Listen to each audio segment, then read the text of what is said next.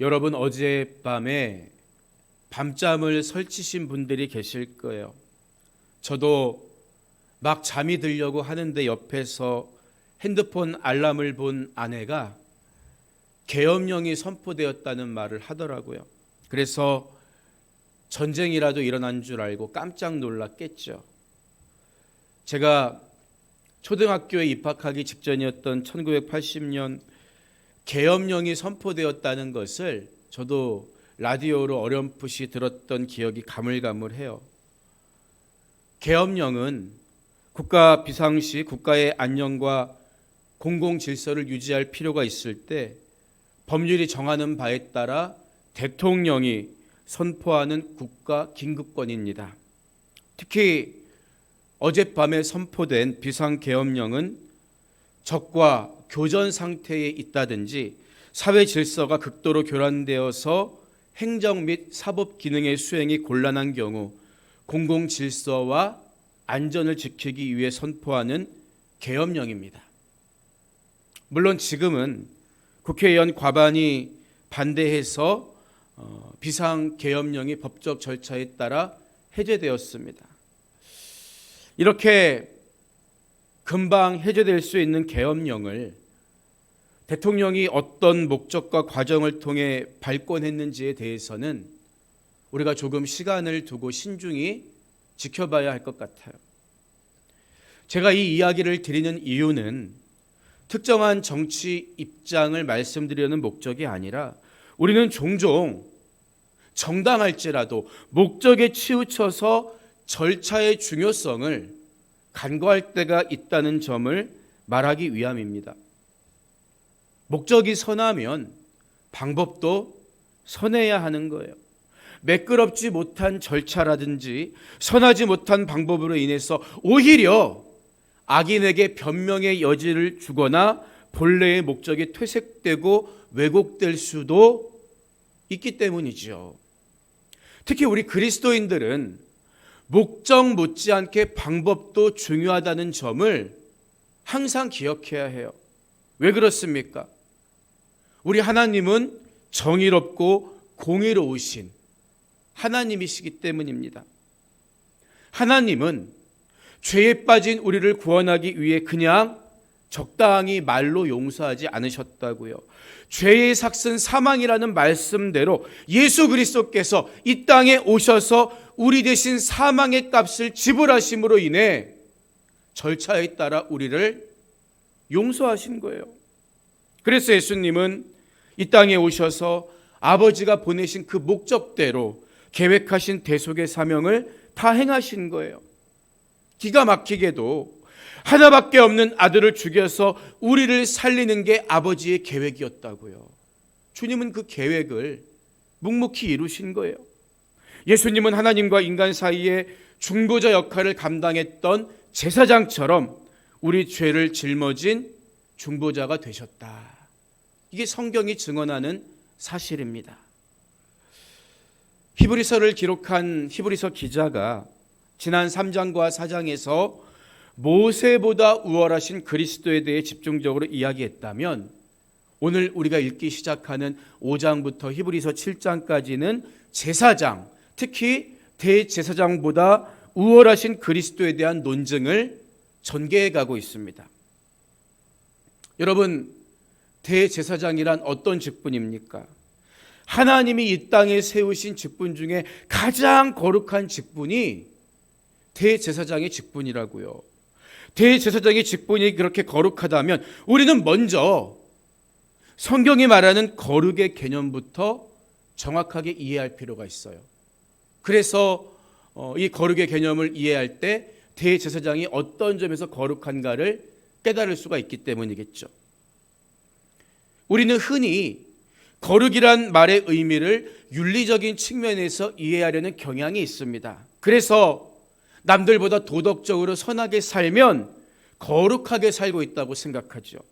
하지만 성경이 말하는 거룩이란 하나님께 달려있는 거예요. 하나님이 안식일을 거룩하게 구별하시니까 그날이 거룩하게 되더라는 거지요. 또한 하나님이 우리를 의롭다 여겨주셨기 때문에 우리가 의로운 자가 되어서 하나님 앞에 설 수 있는 것 아니겠습니까? 그러니까 내가 무엇을 해서 거룩해지는 게 아니라 하나님이 구별하셨기 때문에 거룩해졌다는 거죠. 이게 거룩의 개념이에요. 그래서 거룩이란 말의 성경적인 의미는 구별되다, 이런 뜻이 되는 거죠. 하나님 은혜로 부르심 받은 저와 여러분은 존재적으로 거룩한 사람들입니다. 그렇다면 거룩에 반대되는 말은 뭘까요? 우리는 흔히 부정함이다, 더러움이다, 이렇게 생각하기 쉽지만 거룩의 반대는 평범함입니다. 하나님 앞에 특별하게 구별되지 않은 게 무조건 더러운 게 아니기 때문이에요. 그래서 우리가 보는 성경에는 거룩하지 않은 것이 속되다, 이렇게 번역되어 있지만 영어 성경을 보면 평범하다는 뜻의 common으로 번역되어 있어요. 거룩의 반대는 평범함이다. 가령 하나님께서 안식일이 거룩하다고 구별하시니까 안식일이 거룩하게 된 거잖아요. 하지만 안식일이 거룩하다고 해서 나머지 6날이 부정한 날이 됩니까? 그건 아니라는 거예요. 그러니까 우리가 먼저 이해해야 하는 사실은 구별되지 못한 게 무조건 악한 게 아니라 구별된 것이 하나님 앞에 특별한 은혜를 입었다. 하나님의 관심은 구별된 것에 있다. 이렇게 생각해야 하는 것입니다. 우리가 거룩의 의미를 이해하는 게 중요한 이유는 거룩하게 만드시는 분이 오직 하나님이시기 때문이에요. 세상 여러 민족 중에서 하나님이 이스라엘을 불러서 구별하셨기 때문에 이스라엘이 거룩한 백성이 된 것이지 그들이 우리보다 뭔가 특별하기 때문이 아니라는 거죠. 이스라엘 중에서도 레위 지파를 구별하시고 그 중에서도 제사장, 또 그 중에서도 대제사장을 구별하셨기 때문에 대제사장이 가장 거룩한 직분이 된 거라고요. 따라서 우리는 내가 어떤 직분을 가지고 있든지 하나님 앞에 내 의를 내세우거나 자랑할 근거가 없다. 우리는 은혜로 부름받은 것뿐이에요. 유대인들은 아론부터 시작된 대제사장의 직분을 매우 거룩하게 여겼기 때문에 지금 히브리서 기자는 너희가 그렇게 우월하게 생각하는, 거룩하게 여기는 대제사장보다 예수 그리스도는 훨씬 우월한 중보자시다. 이 사실을 논리적으로 설명하려고 하는 거예요. 먼저 본문 1절을 보면 대제사장마다 사람 가운데서 택한 자이므로 하나님께 속한 일에 사람을 위하여 예물과 속지 않은 제사를 드리게 하나니, 이 말로 시작하고 있어요. 본문에는 대제사장의 가장 기본적인 직무가 기록되어 있죠. 말씀드렸던 것처럼 제사장은 하나님이 구별해서 세운 사람으로 사람들이 하나님께 예물과 속죄의 제사를 드리는 일을 관장하는 사람입니다. 그러니까 죄를 지은 인간을 하나님 앞으로 인도해 가는 게 제사장의 가장 중요한 임무 가운데 하나라는 거예요. 하나님이 제사장을 이렇게 구별해서 세우신 이유가 뭘까요? 바로 우리 인간의 죄 때문입니다. 죄는 하나님과 우리 사이를 멀어지게 만들었어요.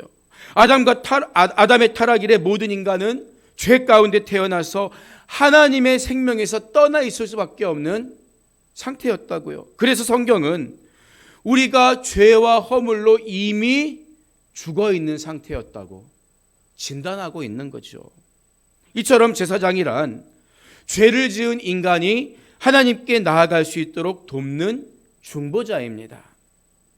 이어지는 2절과 3절을 보면 그는 앞서 언급한 대제사장을 언급하는 거예요.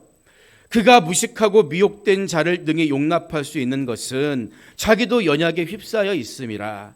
그러므로 백성을 위하여 속죄제를 드린 것 같이 또한 자신을 위하여도 드리는 것이 마땅하니라. 이렇게 이야기하고 있어요. 대제사장이 죄인들을 하나님 앞으로 인도할 수 있는 것은 인간의 약함에 대해서 그도 알고 있기 때문이라는 거예요. 하지만 대제사장은 거룩하게 구별되었을 뿐 그 자신 역시 죄가 있는 인간이기 때문에 자기 죄를 씻기 위한 속죄의 제사를 다른 사람과 똑같이 드려야 했던 거예요. 인간은 모두가 하나님 앞에서 불완전한 죄인이기 때문입니다. 그럼에도 불구하고 대제사장을 거룩하다고 말하는 이유는 다만 말씀드렸던 것처럼 하나님이 그를 거룩하게 구별하셨기 때문입니다. 그래서 본문 4절을 보면 이 존귀는 아무도 스스로 취하지 못하고 오직 아론과 같이 하나님의 부르심을 받은 자라야 할 것이니라, 이렇게 이야기하는 거예요. 대제사장이 거룩하게 구별된 것은 하나님이 그를 하나님과 백성 사이의 중보자로 구별해서 세웠기 때문이지 그 자신이 남들보다 특별하거나 대단한 존재이기 때문은 아니라는 거죠. 하나님이 제사장들을 거룩하게 구별해 세우셨다면, 그러면 제사장과 비교하고자 하는 우리의 영원한 중보자이신 그리스도는 하나님 앞에서 어떤 분이실까요? 하나님이 대제사장을 구별하신 것처럼 그리스도께서 존귀하게 되신 것도 하나님의 뜻이었다는 거예요. 하나님이 그렇게 세우셨다는 거예요. 그래서 본문 5절과 6절을 보면요, 또한 이와 같이 그리스도께서 대제사장 되심도 스스로 영광을 취하심이 아니요 오직 말씀하신 이가 그에게 이르시되 너는 내 아들이니 내가 오늘 너를 낳았다 하셨고, 또한 이와 같이 다른 데서 말씀하시되 내가 영원히 멜기세덱의 반차를 따르는 제사장이 되리라 하셨으니, 이렇게 말하고 있는 거예요. 예수님은 하나님의 아들이시며 우리를 위한 제사장이신데, 이 직분은 잘 보세요, 아론으로부터 이어지는 인간의 족보, 인간의 반차, 반열을 따라 주어진 게 아니라 멜기세덱의 반차, 곧 반열과 서열을 따랐다는 말이에요. 여러분, 여기서 바로 인간의 제사장보다 우월하신 그리스도의 특성이 드러나는 거예요. 보세요, 구약시대의 제사장 직분은 세습직이었습니다. 그러니까 아론의 아들들도 대대로 제사장직을 감당했던 거예요. 그런데 그리스도의 제사장직은 하나님의 아들이라는 자격으로, 내가 오늘 너를 낳았다, 하나님 아버지께서 이렇게 말씀했잖아요. 하나님 아들에게 주어진 직으로 이어진 것이기 때문에 사람의 아들 아론의 계보로 이어지는 제사장직과는 감히 비교할 수 없는 거예요. 그런데 인간 제사장이 아론의 자식, 아론의 반열을 따르는 제사장이라면 하나님의 아들이라 일컬음 받은 그리스도는 하나님의 반열을 따르는 제사장이다, 이렇게 말하면 될 것 같은데 본문을 보면 멜기세덱의 반차를 따른다고 설명하고 있죠. 따라서 이 말은 멜기세덱은 아론처럼 평범한 인간 제사장이 아니다, 당연히 이런 의미가 되겠죠. 멜기세덱은 구약에 단 한 번 등장하는 신비한 인물입니다. 창세기를 보면요, 아브라함이 조카 롯을 구해서 돌아올 때 살레망 멜기세덱이 나와서 축복하자 아브라함이 멜기세덱에게 10분의 1을 바쳤다고 기록되어 있어요. 그러면 예수님과 멜기세덱이 어떤 점에서 공통점이 있을까요? 먼저 멜기세덱은 족보도 없고 태어난 날과 끝도 없는, 시작과 끝이 없는 신비한 인물로 묘사되고 있어요. 그런데 예수 그리스도께서는 알파와 오메가이신, 처음과 나중이신, 이 말은 시작과 끝이 없다는 말이죠. 영원한 하나님이십니다. 또 멜기세덱은 제사장인 동시에 왕이었다고 했어요. 어떤 왕? 살렘 왕. 살렘이란 말은 평화의 왕인데 예수 그리스도 또한 제사장인 동시에 평화의 왕, 평강의 왕으로 이 땅에 오셨다고요.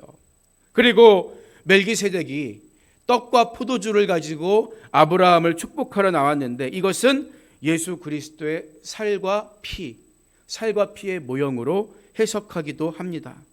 이런 공통점으로 인해서 멜기세덱은 그리스도의 제사장직을 상징하는 예표적 인물로 볼 수 있어요. 따라서 예수 그리스도가 인간 아론의 반차를 따르는 인간 제사장이 아니라 멜기세덱의 반차를 따르는 제사장이라는 말은 어떤 인간, 어떤 제사장과도 비교할 수 없는 우월한 중보자이시다. 그는 하나님의 아들이셔. 이 사실에 대해서 확인해 주고 있는 거예요. 이처럼 예수님이 어떤 제사장보다 우월하신 것은 이분의 본성 때문만이 아니라 또 한 가지 이유가 실제적인 사역 속에서도 나타난다는 거죠. 그게 뭘까요? 앞선 3절을 보면 인간인 대제사장도 자신도 죄인이기 때문에 자기를 위한 속죄 제물을 드려야 했다고 했어요. 자기도 제물을 드려야 합니다. 하지만 우월한 대제사장으로 오신 예수 그리스도께서는 인간인 동시에 죄가 없으신 하나님이시기 때문에 자기 자신의 죄를 사하기 위한 속죄 제물을 따로 드리실 필요가 없다는 거죠. 오히려 자기 자신을 흠없는 제물로 저와 여러분을 위한 속죄 제물로 드리셨다는 거예요. 자기를 위한 속죄 제물을 따로 드린 게 아니라 흠없는 제물로 자기 자신을 드렸다는 거죠. 그 내용이 이어지는 7절 이하에 기록되어 있습니다. 그분의 사역에 대해서 7절을 보면요, 그는 육체에 계실 때에 자기를 죽음에서 능히 구원하실 이에게 심한 통곡과 눈물로 간구와 소원을 올렸고 그의 경건하심으로 말미암아 들으심을 얻었느니라. 이렇게 이야기하죠. 예수님은 겟세마네 동산에서 땀방울이 핏방울이 되도록 간절히 기도하세요. 우리가 아무 생각 없이 이 본문을 보면 마치 예수님이 목숨을 구해달라고 기도하셨다고 생각할 수도 있는데 전혀 그렇지 않습니다. 왜 그렇습니까? 이어지는 말씀을 보면 그의 경건하심으로 말미암아 들으심을 얻었느니라. 하나님이 응답하셨다고 기록하고 있잖아요. 예수님이 이 잔을 내게서 옮겨주십시오, 내 목숨을 살려주십시오, 이 기도에 하나님이 응답하셨습니까? 당장? 아니죠. 예수님 십자가에서 죽으셨어요. 예수님이 겟세마네 동산에서 드린 기도는 가만히 보면 두 가지라고 할 수 있죠. 하나는 아버지께는 모든 것이 가능하오니 이 잔을 내게서 옮기시옵소서, 이 기도도 드렸죠. 그러나 또 한 가지 기도가 뭐예요? 그러나 나의 원대로 마옵시고 아버지 원대로 하옵소서. 피땀 어린 기도를 올리신 거예요. 여러분, 하나님은 사실 예수님의 이 두 가지 기도에 다 응답하셨어요. 아버지 원대로 하옵소서, 이 기도는 십자가에 죽게 하심으로 응답하셨죠. 우리의 중보자가 되게 하셨어요. 죽음에서 건져달라, 이 잔이 지나가게 해달라, 이 기도는 그리스도의 부활을 통해서 응답하셨잖아요. 바로 이 사실에 대해서 로마서 4장 25절은 예수는 우리가 범죄한 것 때문에 내줌이 되고 죽으셨고 또한 우리를 의롭다 하시기 위하여 살아나셨느니라, 이렇게 증거하는 거예요. 그분은 우리 대신 제물이 될 만한 흠이 없는 완벽한 하나님이셨기 때문에 사망의 권세가 주장하지 못하고 부활하신 거죠. 그러니까 정확히 우리 죄를 씻을 수 있는 유일한 제물이 될 수 있었다. 그래서 예수 피로 구원받고 사함받은 우리도, 죄의 문제를 해결한 우리도 부활할 것입니다. 그래서 히브리서 기자는 우리를 위한 중보자로 오신 그리스도의 사역을 염두에 두고 예수 그리스도의 눈물 어린 간구와 탄원이 다 응답받았다, 이렇게 말하고 있는 거예요. 이어지는 8절 이하를 보면 7절의 의미가 더 분명해집니다. 그가 아들이시면서도 받으신 고난으로 순종함을 배워서 온전하게 되셨은즉, 이렇게 말하잖아요. 예수님의 기도는 내 육신이 살기 위한 기도가 아니라 아버지 뜻에 순종하기 위한 기도였습니다. 하나님의 아들로서 멜기세덱의 반차를 따른 그리스도가 어떤 제사장보다 우월하고 온전한 존재가 된 것은 그를 이 땅에 보내신 아버지 뜻에 끝까지 온전히 순종했기 때문이라고요. 우리도 예수님처럼 순종할 때 온전한 삶을 살 수가 있습니다.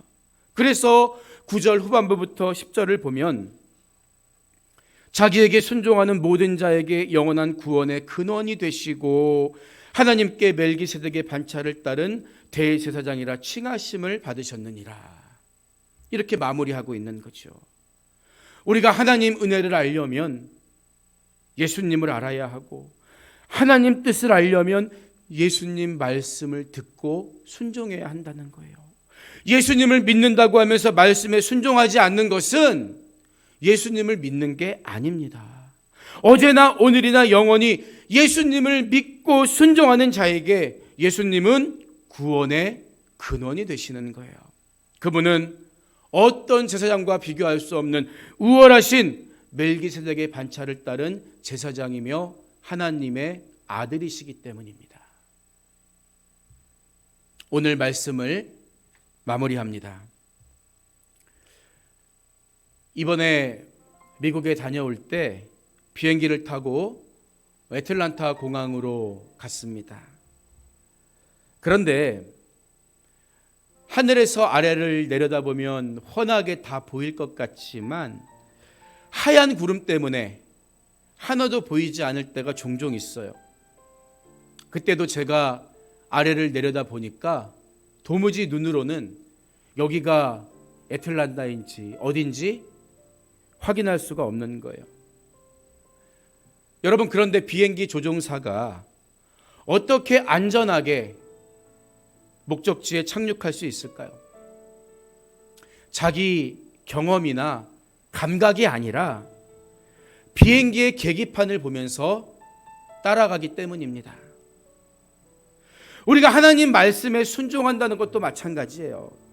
내가 순종할 때마다 그만큼씩 조금씩 하나님이 눈에 보여서일까요? 그렇지 않을 때도 있어요. 때로는 뻑뻑한 구름 안에 있는 비행기처럼 정말 그곳이 여기인지, 이 일이 하나님이 원하시는 일인지 눈에 잘 보이지 않을 때도 있어요. 그때 우리가 의지해야 하는 것은 바로 우리에게 주신 말씀입니다. 그래서 성경은 순종이 제사보다 낫고 듣는 것이 수량의 기름보다 나으니 이렇게 말하는 거예요. 여러분들이 구원받은 하나님의 자녀답게 살려면 아버지 뜻에 순종하신 영원한 중보자이신 예수님을 믿고 그분의 말씀에 순종해야 하는 것입니다. 어떤 제사장과 비교할 수 없는 영원한 중보자이신 예수 그리스도, 그분만 믿고 의지하면서 영원의 때까지 항상 하나님 자녀답게 살아가는 저와 여러분이 되시기를 주님의 이름으로 축복합니다.